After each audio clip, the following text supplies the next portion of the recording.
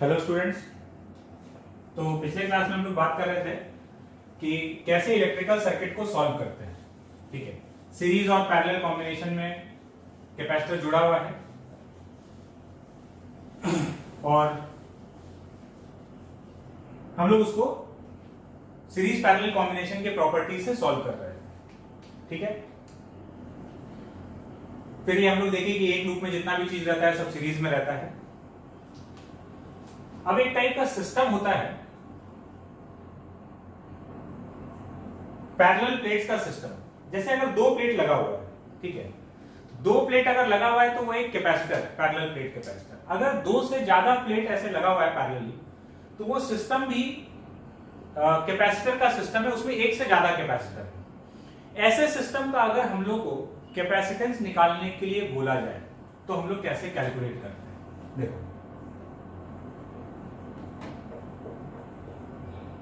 Capacitance of system of conducting parallel plates. Conducting parallel plates का जो system है उसका कैपेसिटेंस निकालना। एग्जांपल से इस बात को समझते हैं।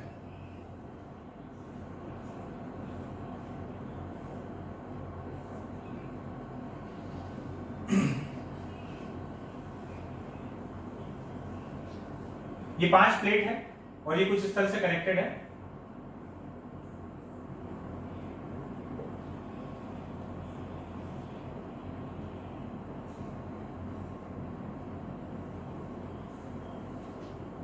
ये टर्मिनल ए हो गया, ये बी हो गया।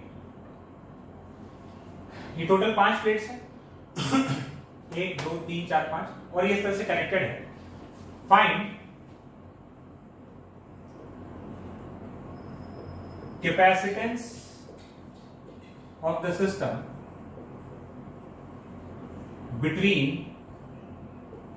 A and B। A और B के बीच में इस सिस्टम का कैपेसिटेंस बताना है। इसको सॉल्व करने का तरीका बिल्कुल वैसा ही है जैसा हम लोग सर्किट को रीड्रॉ किया करते थे, वही तरीका यहां पर इक्विवेलेंट कैपेसिटेंस या कैपेसिटेंस निकालने के लिए करेंगे। जैसे यहां अगर total number of capacitor count करना हो कितना है, तो जैसे देखो ये वाला सरफेस और ये आमने सामने का सरफेस मिलाकर एक कैपेसिटर ये बना दिया, 2 3 4, टोटल यहां पर 4 कैपेसिटर है। अच्छा, यहां पर ये सेपरेशन दिया हुआ है, हर दो प्लेट के बीच का गैप है d,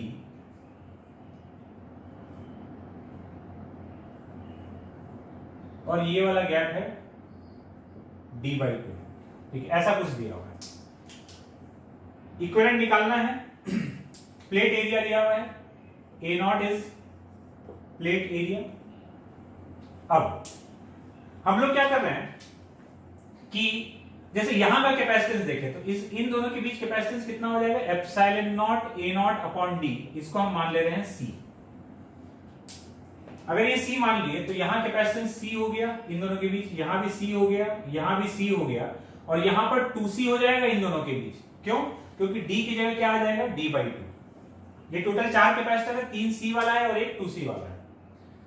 अब ये सब तो हम इंडिविजुअल कैपेसिटर्स का कैपेसिटेंस देख लिए। अब हमको कैपेसिटेंस इस पूरे सिस्टम का बताना है तो हम क्या करेंगे, रीड्रॉ करने वाला तरीका एकदम यूज करने वाले हैं। हर एक कैपेसिटर के दोनों टर्मिनल्स का नेमिंग कर देते हैं। ठीक है, जैसे ये दोनों प्लेट A से जुड़ा हुआ है तो ये भी A हो गया, ये भी A हो गया। ये दोनों प्लेट B से जुड़ा हुआ है तो ये B हो गया, यहीं पर लिख देते हैं, ये B हो गया, और ये वाला भी B हो गया। ये वाला प्लेट कुछ अलग ही है तो इसको हम कुछ D नाम दे देते हैं। ये ना A से जुड़ा हुआ है ना B से जुड़ा हुआ है, तो हर एक प्लेट का नेमिंग कर दिए। अब हम लोग A और B के बीच में इक्विवेलेंट देखते हैं। सबसे पहले ये वाला कैपेसिटर किसके बीच में है, B और D के बीच में। तो ये रहा पॉइंट D, B और D के बीच में एक कैपेसिटर जुड़ गया C। फिर ये वाला कैपेसिटर किसके बीच में है, तो ये A और D के बीच में है, और कितना है C। तो A और D, ये पॉइंट D था, तो A और D के बीच में जुड़ गया C। फिर ये वाला किसके बीच में है? A और B के बीच में। तो A और B के बीच में एक और कैपेसिटर जुड़ गया C। और ये वाला किसके बीच में है? ये भी A और B के बीच में है। तो A और B के बीच में एक और जुड़ गया और इसका कैपेसिटेंस हो गया 2C। सिस्टम हो गया तैयार। ये सिस्टम तैयार हो गया। अब हम लोग को A और B के बीच का इक्विवेलेंट बताना था। 4 कैपेसिटर यहां था, 3 C वाला और एक 2C वाला, इस तरह के कॉम्बिनेशन में जुड़ा हुआ है। अब इक्विवेलेंट चाहिए तो भाई इन दोनों का इक्विवेलेंट, क्योंकि ये सीरीज में है तो ये दोनों का इक्विवेलेंट हो गया C/2 और 3 कैपेसिटर पैरेलल में है तो पैरेलल वाला डायरेक्टली ऐड हो जाएगा। तो C इक्विवेलेंट है C plus C/2 plus 2C, तो ये हो जाएगा 7C/2। ये इक्विवेलेंट कैपेसिटेंस आ गया। और C का वैल्यू हम लोग क्या लिए थे? Epsilon not A0 by D। तो 7 epsilon not A0 upon 2D, ये इस सिस्टम का कैपेसिटेंस है। मेथड समझ में आया? हम लोग क्या कर रहे हैं, सबसे पहले हर एक प्लेट का नेमिंग कर दिए और उसके बाद जिस भी कॉम्बिनेशन में कैपेसिटर था उस तरीके से जोड़ दिए। कैसे? जैसे सर्किट रीड्रॉ करते थे एग्जैक्टली वही तरीका इस्तेमाल करते हुए जोड़ दिया गया। एक और क्वेश्चन देखते हैं, ठीक है? नए क्वेश्चन से कुछ नया बात बाहर आएगा।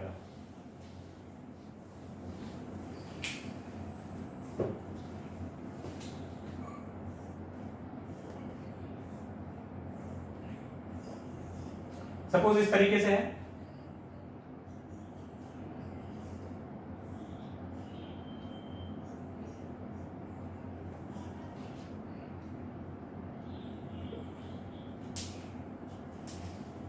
ये 5 प्लेट है, ये A से जुड़ा हुआ है, ये दोनों B से जुड़ा हुआ है। हर दो प्लेट के बीच का सेपरेशन है D।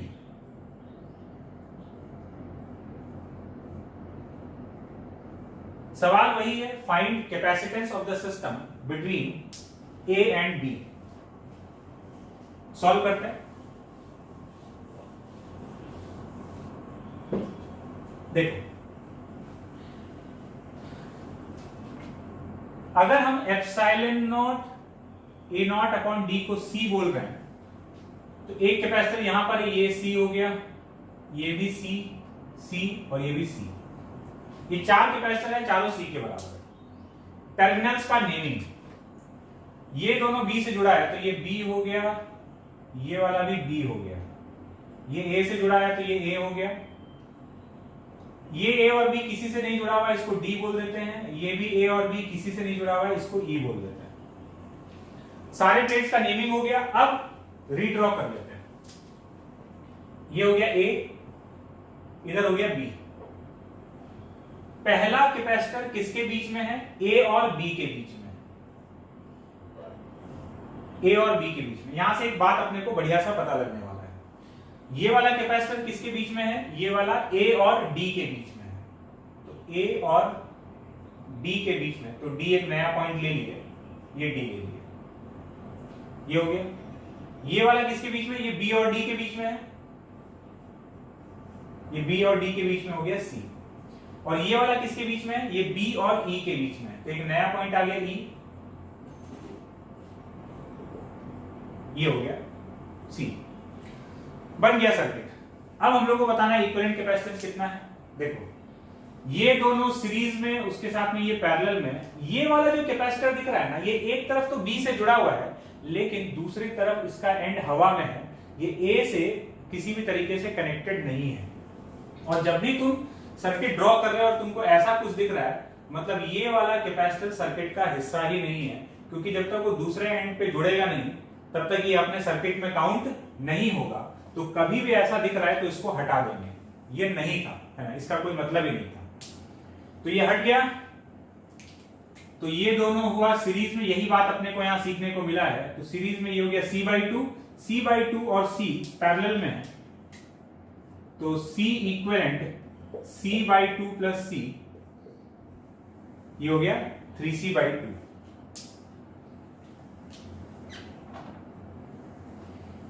बात क्लियर है? ठीक है, हटाते हैं इसको।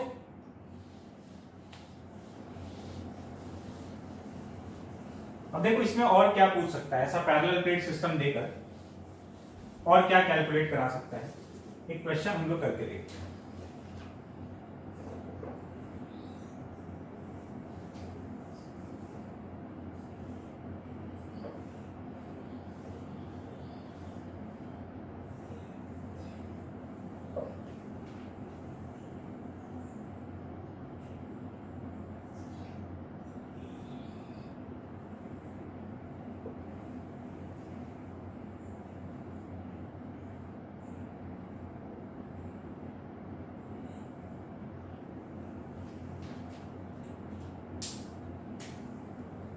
A0 हो गया प्लेट एरिया,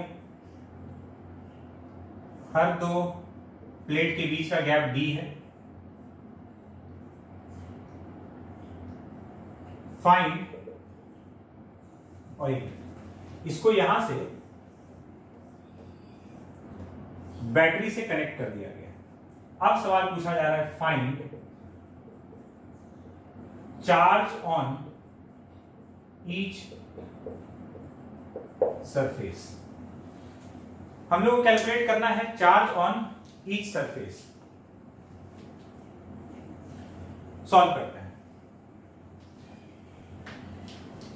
देखो सबसे पहले तो हम लोग क्या करेंगे कि इसको, ये जितना जो भी सिस्टम दिया हुआ इसका इक्विवेलेंट ड्रॉ कर लेंगे। इक्विवेलेंट ड्रॉ कर लेंगे वो कुछ सीरीज पैरेलल टाइप का आएगा, है ना। प्लान ऑफ एक्शन हम लोग समझ रहे हैं। इक्विवेलेंट ड्रॉ कर लिए, सीरीज पैरेलल टाइप का इक्विवेलेंट आया और उसके साथ एक बैटरी जुड़ा हुआ है, तो फिर तो हम लोग वहीं पहुंच गए, solving of electrical circuits. Series parallel का एक नेटवर्क है, उसके साथ में एक बैटरी है, तो ये बताना है कि हर एक कैपेसिटर पे कितना कितना चार्ज है, जो अभी हम लोग कर रहे थे, ठीक है, पिछले क्लास में वैसे ही करना है। तो अभी दो चीजों का मिला जुला क्वेश्चन हो गया। पहले तो भाई तुमको रीड्रॉ करके सर्किट को बना लेना है और उसके बाद उस सर्किट को सॉल्व करना है, तो करते हैं। लेकिन रीड्रॉ करते समय एक बात का ध्यान रखना है। देखो तुमसे क्या पूछा है, find charge on each surface. अगर हम तुमसे ये पूछते हैं कि इस सिस्टम के पास कितना सरफेसेस है, तो आंसर होगा 10।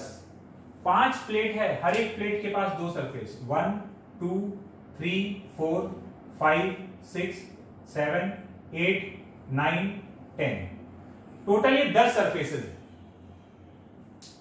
इन 10 का चार्ज बताना है, ठीक है। अब हम लोग अपना पहले रीड्रॉ करने का प्रोसेस चालू करते हैं। ये वाला ए से जुड़ा हुआ है तो ये ए हो गया, ये भी हो गया ए, ये बी से जुड़ा हुआ है, इसको कुछ मान लेते हैं डी और इसको बोल देते हैं ई। इक्विवेलेंट ड्रॉ करते हैं। Epsilon not a by D, epsilon not a not upon D को हम लोग सी बोल देंगे, तो ये सबका कैपेसिटेंस सी के बराबर। हर दो प्लेट के बीच का गैप डी है। अब ड्रॉ करते हैं इक्विवेलेंट। देखो ए और बी के बीच में ड्रॉ करना है। पहला वाला कैपेसिटर किसके बीच में है, तो ए और डी के बीच में है। ए और डी के बीच में एक कैपेसिटर जुड़ गया,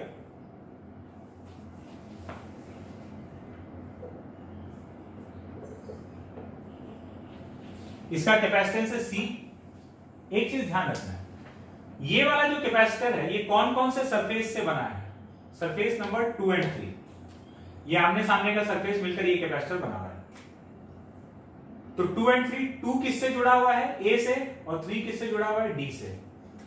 तो ए से जो जुड़ा हुआ है 2 और डी से जो जुड़ा हुआ है वो 3,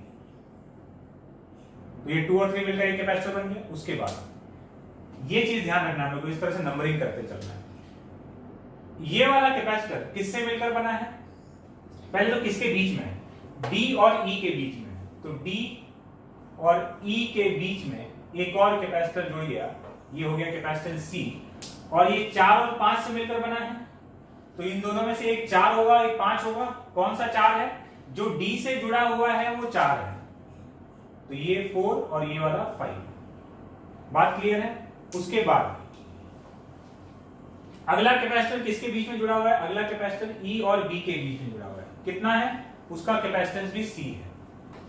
तो ई और बी के बीच में एक कैपेसिटर जोड़ दिए, इसका कैपेसिटेंस भी C,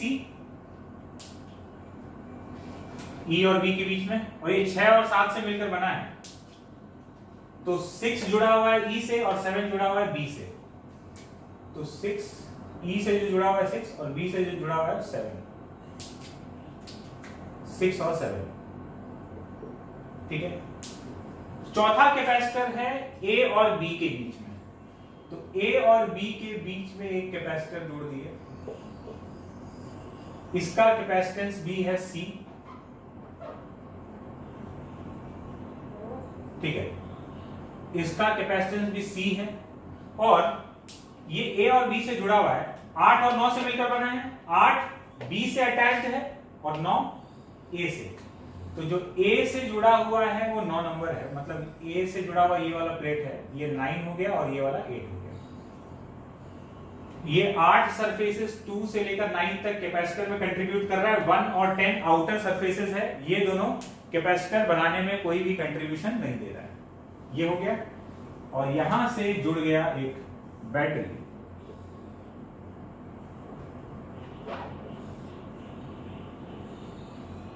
इसका पोटेंशियल है V।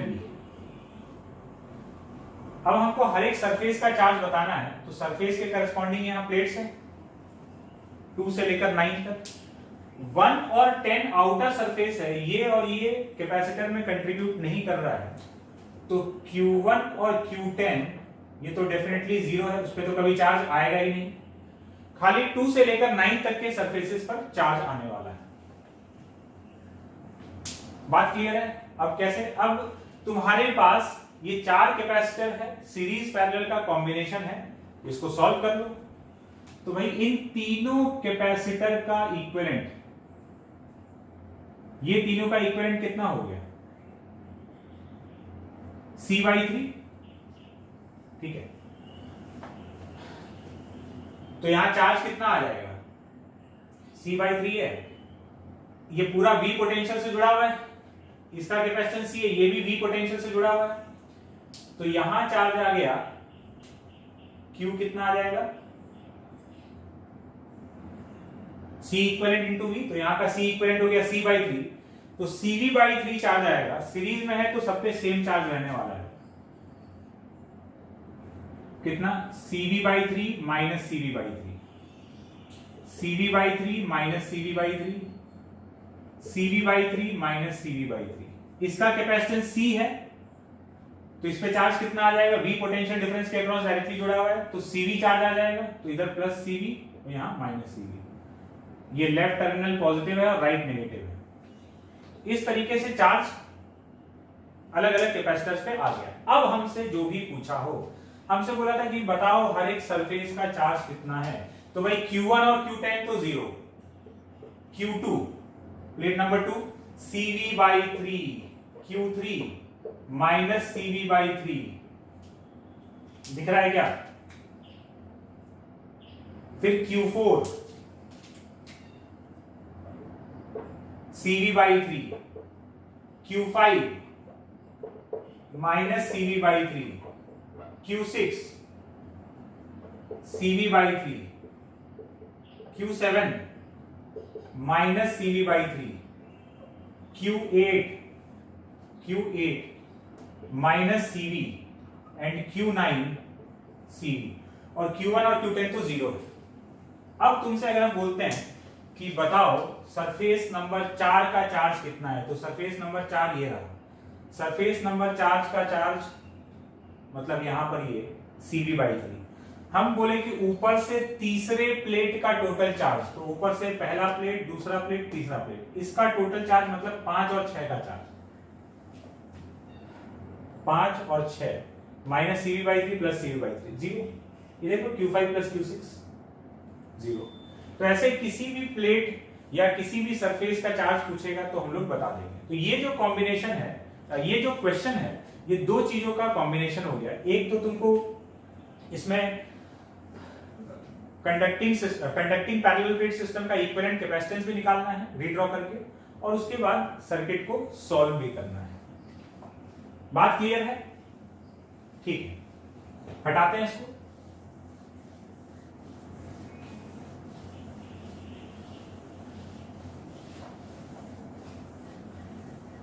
हम लोग बात कर रहे थे सॉल्विंग ऑफ इलेक्ट्रिकल सर्किट्स पर, ठीक है, हम लोग अभी वहीं पे हैं। तो इलेक्ट्रिकल सर्किट को सॉल्व करने में हमको एक चीज दिखा कि जैसे यहां पे भी हम लोग यूज किए, सीरीज पैरेलल कॉम्बिनेशन है और एक बैटरी लगा हुआ है, तो सीरीज पैरेलल का प्रॉपर्टी लगा के सॉल्व कर लिए। अगर सीरीज पैरेलल कॉम्बिनेशन नहीं है ना, कोई सा भी रैंडम कॉम्बिनेशन है, एक से ज्यादा बैटरी है, कैसा भी जनरल सर्किट दे दिया, तो फिर हम लोग कैसे हर एक कैपेसिटर का चार्ज और वोल्टेज बताएंगे, अब वो समझते हैं किसी भी टाइप के सर्किट को सॉल्व करने का तरीका। तो उसका तरीका है ये, Kirchhoff's voltage law.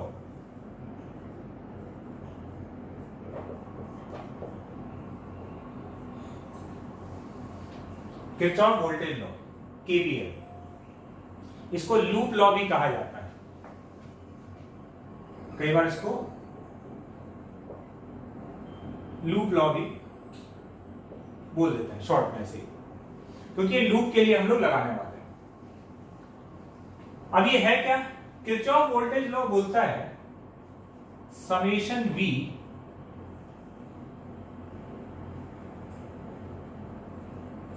along a loop, summation V equal to 0। मतलब अगर हम एक इलेक्ट्रिकल सर्किट में एक लूप में घूम जाएं और सबके वोल्टेज को जोड़ते जाएं, जो भी वोल्टेज है ना, प्रॉपर साइन के साथ में, तो सबके वोल्टेज का सम मिलाकर 0 हो जाएगा। बहुत ऑब्वियस सा बात है, क्यों?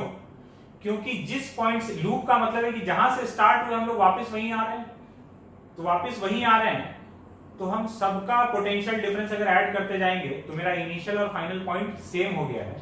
तो सब एक तरह से हम लूप में अगर घूम गए हैं, तो हम यहां से चले तो वापस घूम के यहीं आ गए, तो सबका पोटेंशियल डिफरेंस ऐड करेंगे तो 0 होना ही है। क्यों? क्योंकि हम इस पॉइंट का पोटेंशियल डिफरेंस यहां से यहां जाते हैं, तो हम यहां इन दोनों पॉइंट का पोटेंशियल डिफरेंस ले रहे थे। अगर हम खाली यहां से यहां तक पहुंचे होते तो हम जो भी पोटेंशियल डिफरेंस ऐड करते तो वो इन दोनों पॉइंट के बीच का पोटेंशियल डिफरेंस आता। अगर हम पूरे लूप में घूम गए हैं, तो मतलब हम इस पॉइंट और इसी पॉइंट के बीच का पोटेंशियल डिफरेंस ले रहे हैं, जो कि क्या होगा, 0 हो जाएगा। ठीक है, हम यहां से यहां तक जाते, तो यहां से यहां के बीच में जितना भी एलिमेंट है, अगर हम सबका पोटेंशियल डिफरेंस ऐड करते जा रहे हैं, तो हमको क्या मिलेगा, हमको यहां से लेकर यहां तक का पोटेंशियल डिफरेंस मिलेगा। लेकिन अगर हम घूम के वापस यहीं आ गए, तो मेरा इनिशियल और फाइनल पॉइंट तो सेम हो चुका है। तो ये सिंपल सा बात केवीएल बोलता है, किरचॉफ वोल्टेज लॉ में यही बात बताया जा रहा है। तो समेशन V 0 है। अब इसको यूज कैसे करना है, इसको ये समझ।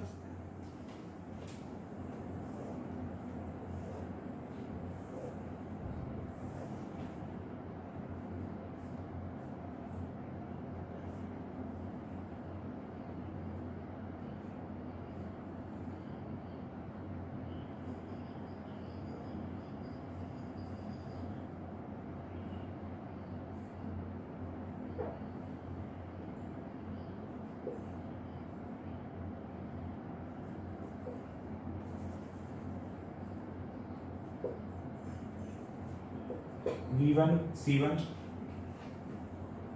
V2 C2, C3 V3।